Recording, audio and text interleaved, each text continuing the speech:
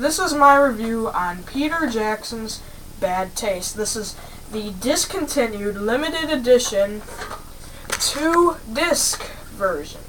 See, now, when you open it up, you get 2 booklets, scene selection, and another thing right here. And when you open this up, you get the 2 discs. Disc 1, which shows him going like this, is the actual movie with the trailer and a Peter Jackson biography.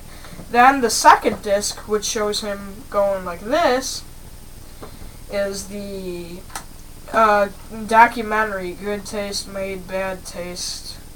And this is the limited edition 2-disc, which they don't make anymore.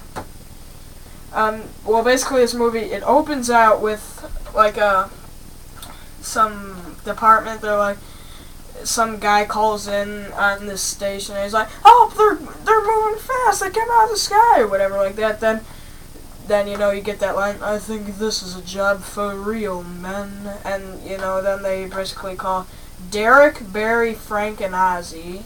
Derek is played by Peter Jackson, so is a guy named Robert. And, while all the course of this is happening at the beginning, the guy shoots off one of the aliens' heads, all stuff comes oozing out and stuff.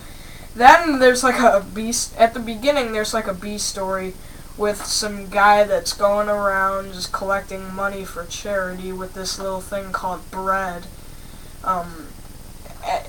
His name was Giles, and he soon just gets kidnapped by the aliens, and he was supposed to be their biggest feast before they left the planet. You know, they put him in a bucket of water with stuff, an apple in his mouth, all that kind of stuff.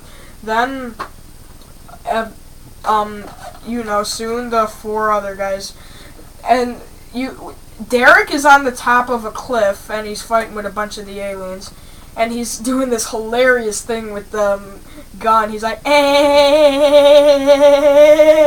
I mean, that was so hilarious to me. Then he puts the guy over the gun, and he's still, "Eh." It's hilarious.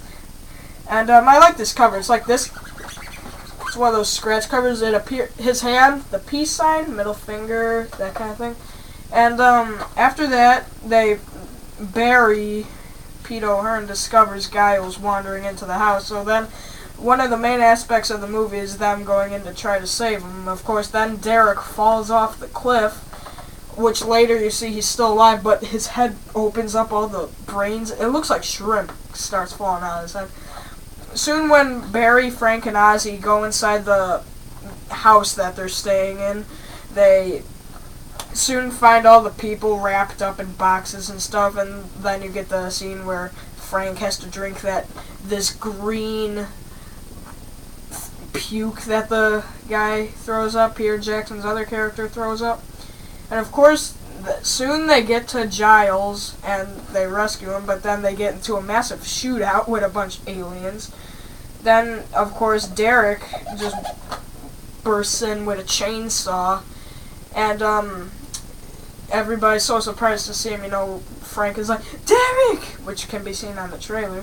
But then and they're just killing all the people throughout the house, and then you see before Lord Crumb took the form of an alien, he was like a senior old guy, and you see that transformation thing with the head bursting and him coming out as an alien. That shot's epic.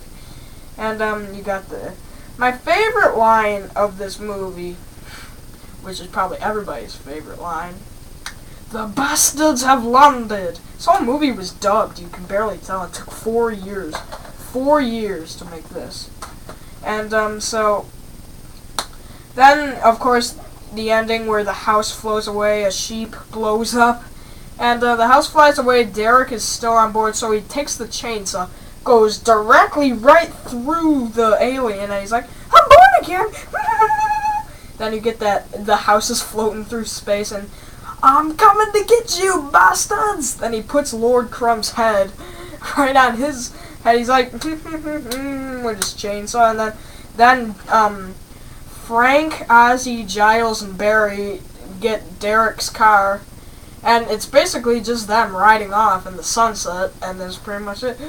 This movie's hilarious. It's a horror comedy. It's got some solid gore. arm being ripped off, the head being drop kicked out a window. The old magic's still there. And the special effects, which are gross, are Peter Jackson's other character vomiting this green glove. But if you watch this second disc, Good Taste Made Bad Taste, you'll be able to see how they did that.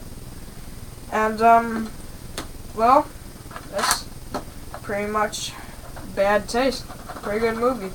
Now, there's not one girl actress, and there's a picture at the very beginning. There's a girl that answers the phone. But Peter O'Hearn, Mike Minette, Terry Potter, Peter Jackson, and Craig Smith. I mean, I would love to see Peter Jackson do a sequel of this, but this movie's just hilarious. I give this 5 out of 5. And most of the actors, I mean, this is Peter Jackson's 12th film. A lot of people say it's his first. This is his 12th. Counting all those shorts that he made, like with an old camera he had from the 70s. This is his 12th. This is a pretty awesome movie, though. Bad Taste. I would recommend the Anchor Bay 1-disc or 2-disc version. Don't get the Substance version, though. That version isn't remastered. The sound and all that stuff isn't that great in it. But still, it's a fun movie, no matter how you watch it, if you ask me. So, there you go. Peter Jackson's Bad Taste.